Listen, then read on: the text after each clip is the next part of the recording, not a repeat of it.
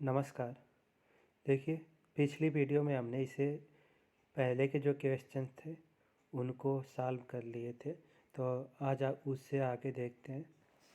तो देखिए, पहला कह रहा है कि what is the formula of speed. कह रहा है कि गति का सूत्र क्या है। तो देखिए, गति का सूत्र क्या होता है। तो गति बराबर होता है तय की गई दूरी बटा में समय। गति बराबर क्या हो जाएगा, तो तय की गई दूरी बटा में समय।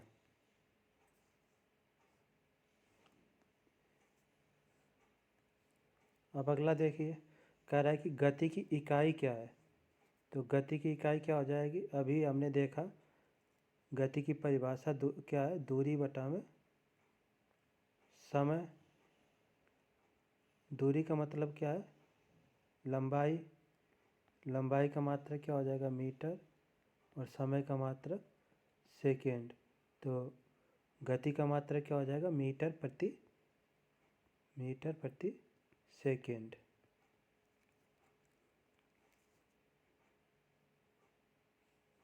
अगला देखिए, कह रहा है कि वेग का सूत्र क्या है।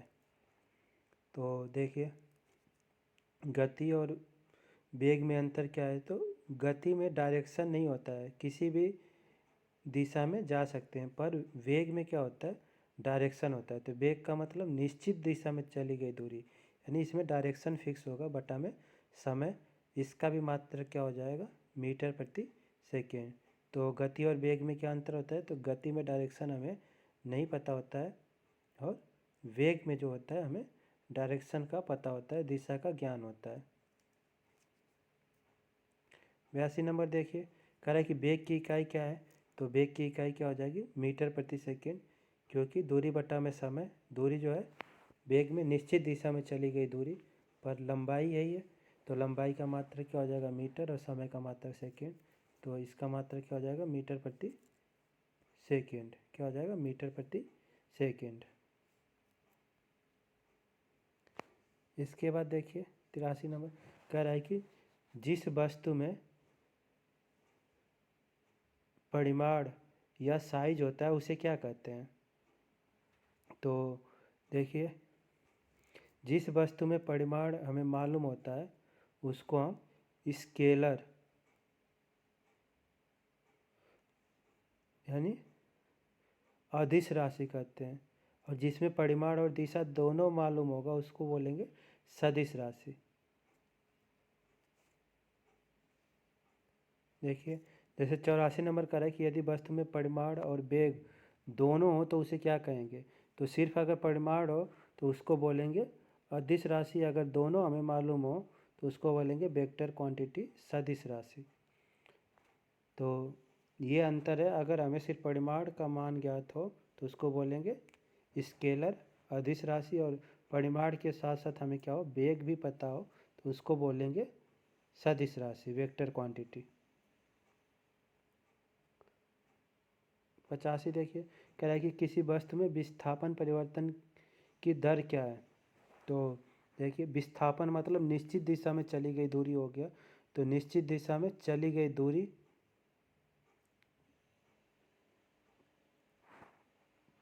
और दर का मतलब क्या हो गया, समय। तो निश्चित दिशा में चली गई दूरी बटा में समय क्या होता है, वेग होता है। तो विस्थापन परिवर्तन की दर को हम क्या बोलेंगे, तो वेग। क्या हो जाएगा, वेग। अगला देखिए, कह रहा है कि व्हाट इज कॉल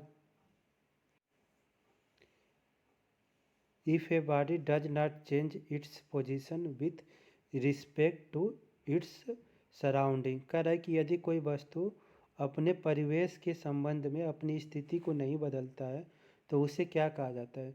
तो जब भी किसी परिवेश के सापेक्ष किसी वस्तु की स्थिति परिवर्तित नहीं होती है तो इसको हम बोलते हैं कि वह वस्तु क्या है, विरामावस्था में है, यानी बॉडी जो है वो रेस्ट है। तो बी सही हो जाएगा कि वस्तु का क्या है, विश्राम में होना। अगर कोई वस्तु किसी स्थिति के सापेक्ष क्या है, या किसी परिवेश के सापेक्ष अपनी स्थिति को लगातार बदलती है तो हम कहेंगे कि वस्तु गति की अवस्था में है। पर अगर अपनी स्थिति को नहीं बदल रही है किसी परिवेश के सापेक्ष तो हम कहेंगे कि वस्तु क्या है, विराम की अवस्था में है।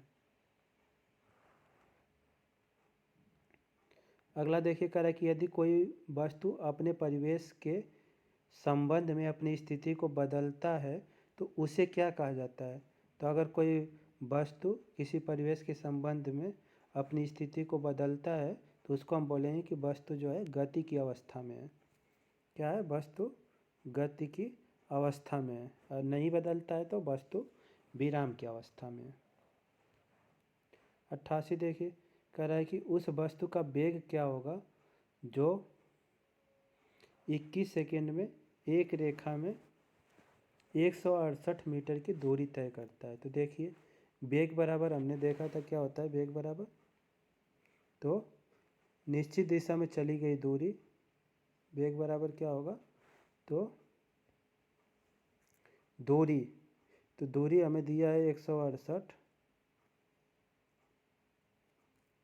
निश्चित दिशा में चली गई दूरी 168 बटा में समय दिया है 21। तो क्या हो जाएगा, क्योंकि मात्रक मीटर प्रति सेकेंड है तो 168 बटा में 21, तो 21 वाट है, 2 8 16, यानी क्या हो जाएगा 8 मीटर प्रति सेकेंड हो जाएगा। 8 मीटर प्रति सेकेंड क्या हो जाएगा, वस्तु का वेग हो जाएगा। तो वेग बराबर हमें मालूम है निश्चित दिशा में चली गई दूरी बटा में समय। दूरी दिया गया 168, समय दिया गया 21, भाग दे दिए तो 8 मीटर प्रति सेकेंड क्या हो गया, हमारा वस्तु का वेग निकल गया। अगला देखिए कह रहा है कि एक 80 मीटर लंबी ट्रेन की गति क्या होगी जो 20 सेकेंड में 190 मीटर लंबे प्लेटफार्म से गुजरती। तो देखिए कह रहा है कि गति क्या होगी, इसमें हमें गति पूछ रहा है। तो पहले दूरी देख ले, गति बराबर क्या है, तो दूरी बटा में समय। दूरी क्या हो जाएगी, ट्रेन की लंबाई है 80 और प्लेटफार्म की लंबाई कितनी है 120, तो कुल दूरी क्या हो जाएगी 120 और 80 200। और देखिए कितने सेकेंड में, तो 20 सेकेंड में 100, तो समय दे दिया गया है 20, तो कितना आ गया 200 बटा में 20, 10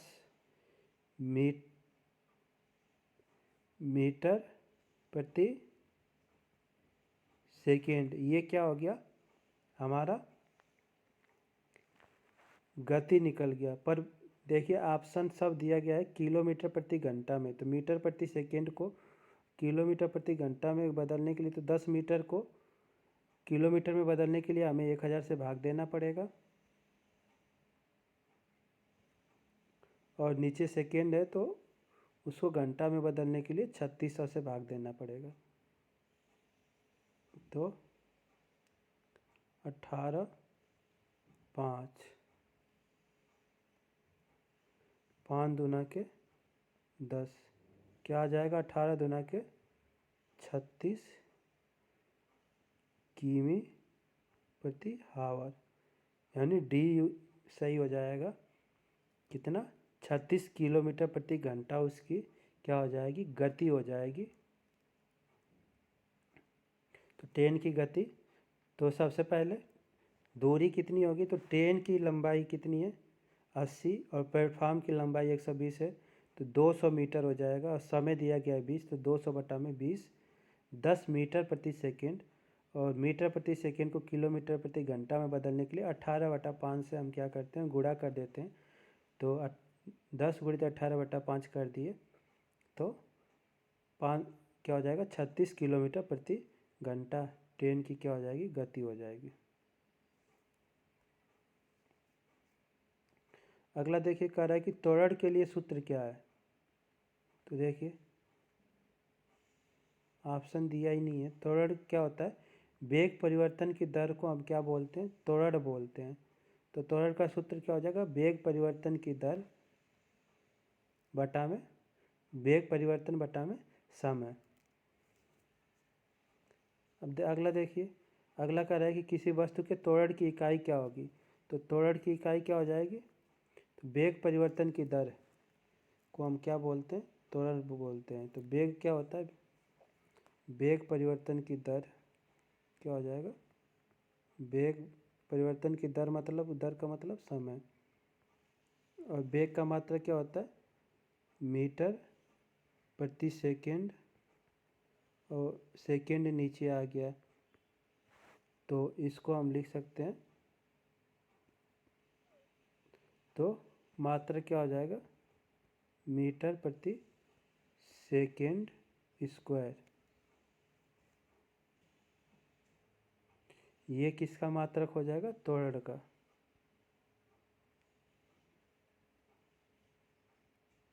त्वरण का मात्रक क्या हो जाएगा, तो मीटर प्रति सेकेंड स्क्वायर, क्योंकि वेग का मात्रक मीटर प्रति सेकेंड और समय का मात्रक क्या होता है, सेकेंड होता है।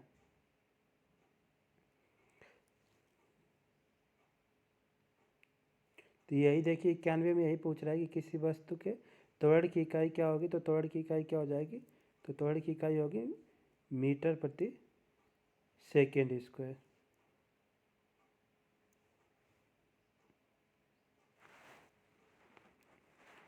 अगला देखिए,